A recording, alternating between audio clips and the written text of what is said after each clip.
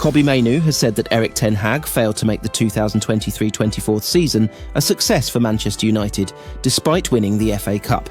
A product of the United Youth Academy, the 19-year-old midfielder enjoyed a breakthrough season with the Red Devils last term, racking up 24 appearances in the league, 6 in the FA Cup and 2 in the coveted Champions League. And while the Old Trafford elite were able to claim the FA Cup in May with a shock 2-1 win over local rivals Manchester City, in which Mainoo scored the winning goal, he was not content with Ten Hag's offering over the course of the season. Speaking with GQ, Mainoo admitted that the FA Cup triumph certainly instilled hope in the players and fans of the club, but it definitely didn't make the season a success. He further explained, "I won't say it made the season a success for us as a team, but we definitely needed it. We couldn't go into the summer with nothing, just finishing where we finished in the table." Elsewhere in the interview, Mainoo noted how he is incredibly thankful that the club gave him a chance at such a young age, explaining, "I feel like at United it's very much in the history that they play young players, going all the way back to the Busby Babes. There's big writing up on the wall at Carrington, the training ground saying, if they're good enough, they're old enough."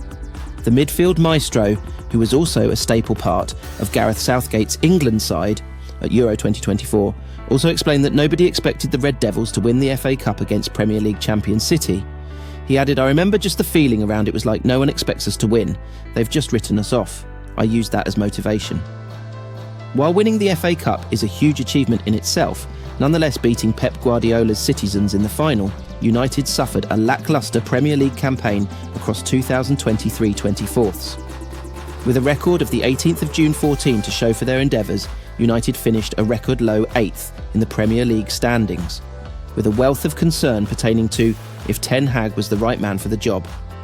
The former Ajax manager knew what he was up against in taking the job back in 2022, with no manager since the great Sir Alex Ferguson able to achieve league glory for United.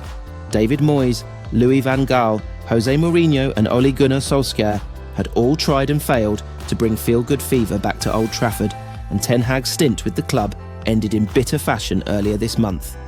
The mastermind was given a 2-year contract extension over the summer as Ineos put their faith in him once more. But he only lasted 3 months before he was given the boot. United currently languish in 13th place in the table with 11 games played, achieving just 4 wins, 3 draws and 4 defeats in the 2024-25 campaign thus far. Ruud van Nistelrooy stepped in as interim manager in the wake of Ten Hag's dismissal after a 2-1 defeat to West Ham last month, turning the tide slightly with a 3-0 win over Leicester and a 1 draw with an informed Chelsea, as well as Carabao Cup and Europa League victories at Old Trafford. New head coach Ruben Amorim will take charge of the side for the first time come Sunday afternoon, when United travel to Portman Road to take on a struggling Ipswich Town. The 39-year-old joins the Old Trafford elite after a 4-year stint with Sporting CP, in which he managed 2 Primera Liga and Taça de Liga titles apiece. It will be interesting to see if Amorim is the man to bring success back to the Northwest outfit. Nobody is ever likely to forget the Bayer Leverkusen side that so nearly went the entirety of the 2023-24 season unbeaten. After winning their maiden Bundesliga title at a canter, winning 28 and drawing 6 of their 34 matches, Xabi Alonso's team had every right to feel confident about their chances of winning the Europa League as well.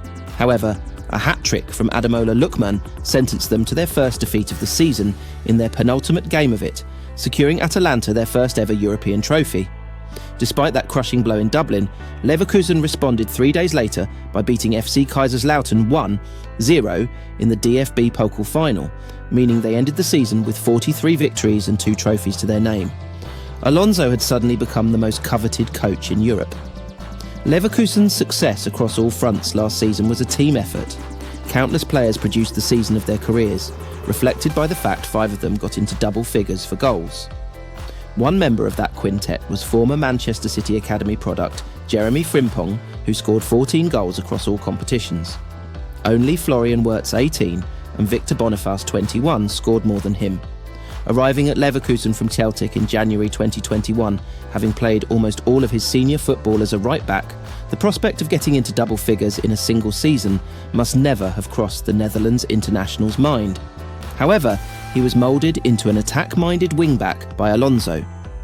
The 23-year-old has been transformed into one of the best wing-backs in the world under his coaching methods, just years after he was left wondering what the future would hold for him after being informed by City that he had no future at the Etihad Stadium. Speaking to Sport Bible earlier this year, Frimpong said, "I kept playing an age group down, and I think when I was under 23s at City, I remember going in for a new contract, and that's when I knew my path at City was different. They were talking about how I couldn't get into the team and were comparing me to other players in the academy that were doing better than me.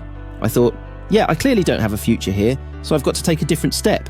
I remember going to that meeting and he was saying, you're too small and it'll be too physical. That's when I was thinking, where am I going to go? The answer was Celtic. He moved to the Glasgow club in September 2019, signing a 4-year deal. However, he made his mark so quickly in Scotland that he moved to Germany less than 2 years later, joining Leverkusen, who were under the stewardship of Peter Bosz at the time. It was under Alonso, appointed Leverkusen chief, in October 2022 that Frimpong started to blossom. He ended the 2022-23 season with 20 direct goal contributions to his name, 16 of which were registered after Alonso's appointment. The 2023-24 campaign, Alonso's first full season in charge, saw Frimpong reach loftier heights. In addition to his 14 goals, he also registered 12 assists, playing starring role in Leverkusen's league and cup double. However, long before that period in Frimpong's career, Manchester United had already touched base with his representatives, speaking to them ahead of the 2023 summer transfer window.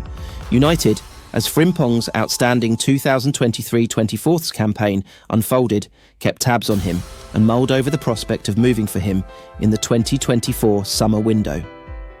Performing so well in Germany at the time, United supporters purred at the prospect of him being signed by Erik ten Hag. He was in the form of his life, cementing himself as the best wing-back in the world at that juncture. He reportedly had a £33.5 million release clause in his contract that would be active until mid-July. That made swooping for him ahead of this season all the more tempting. Of course, no move ever came to fruition, meaning Frimpong is still residing in Germany, continuing to play a key role for Leverkusen. In truth, signing the soon-to-be 24-year-old would have made little sense in the summer. United had made the decision to stick with Ten Hag, who played with a back four, and Frimpong is a wing-back. He would have been wasted as a natural right-back. However, had new United head coach Ruben Amorim been appointed in the summer, moving for Frimpong would have made every sense. The recently appointed 39-year-old, who will take charge of the Reds for the first time this weekend, is expected to implement his trademark 3-4-3 formation at Old Trafford. The system relies on wing-backs to provide width and support the attackers. Frimpong would be tailor-made for the role, such is the way Alonso has evolved his individual game in Germany.